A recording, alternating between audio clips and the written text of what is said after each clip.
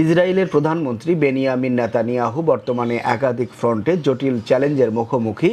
একদিকে তার বিরুদ্ধে চলমান দুর্নীতি মামলা, অন্যদিকে গাজায় দীর্ঘস্থায়ী যুদ্ধ এবং আন্তর্জাতিক অপরাধ আদালতের আইসিসি গ্রেফতারি পরোয়ানা। নেসেটের সদস্যদের অভিযোগ, নেতানিয়াহু তার আইনি সমস্যা থেকে মুক্তি পেতে গাজা যুদ্ধকে ব্যবহার করছেন।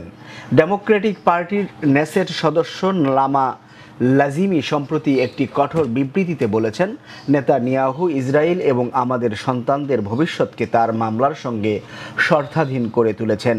তার মতে, নেতানিয়াহু মনে করেন যে তিনি তার বিরুদ্ধে থাকা অভিযোগের বিনিময়ে একটি রাজনৈতিক মীমাংসা এবং যুদ্ধের অবসান ঘটিয়ে প্রধানমন্ত্রী পদে থাকার অযোগ্য ইরেশ আতিদ পার্টির নেসেট সদস্য কারিন এল হারার আরও এক ধাপ এগিয়ে সতর্ক করে বলেছেন যে নেতানিয়াহু ইসরায়েলি জনগণের স্বার্থের বিরুদ্ধে কাজ করছেন, কারণ তিনি তার আইনি ভাগ্যকে জিম্মি মুক্তি ও আঞ্চলিক স্বীকৃতি চুক্তির সঙ্গে জুড়ে দিয়েছেন।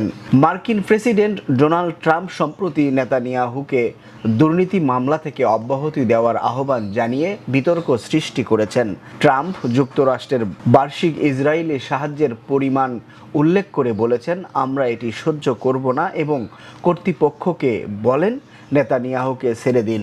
এই মন্তব্যের তীব্র প্রতিক্রিয়া জানিয়েছেন বিরোধী দলীয় নেতা ইয়ার লাপিদ, যিনি মার্কিন প্রেসিডেন্টকে স্বাধীন দেশের আইনি প্রক্রিয়ায় হস্তক্ষেপ না করার আহ্বান জানিয়েছেন। রিলিজিয়াস জাইনিজম পার্টির আইন প্রণেতা সিমসা রথম্যান ট্রাম্পের এই আহ্বানকে অনুপযুক্ত বলে আখ্যায়িত করেছেন। ডেমোক্রেটিক দলের আইন প্রণেতা গিলাদ কারিভের অভিযোগ, নেতানিয়াহু এবং তার ঘনিষ্ঠরা আদালতের দণ্ড থেকে রক্ষা পেতে জাতীয় নিরাপত্তা ও জিম্মি ইস্যুকে রাজনৈতিক হাতিয়ার হিসেবে ব্যবহার করছেন। এই প্রেক্ষাপটে উল্লেখ যে হামাস একাধিকবার বলেছে চলমান যুদ্ধের অবসান, গাজা থেকে ইসরায়েলি সেনা প্রত্যাহার এবং ফিলিস্তিনি বন্দীদের মুক্তির বিনিময়ে তারা গাজায় থাকা সব ইসরায়েলি জিম্মিকে মুক্তি দিতে প্রস্তুত।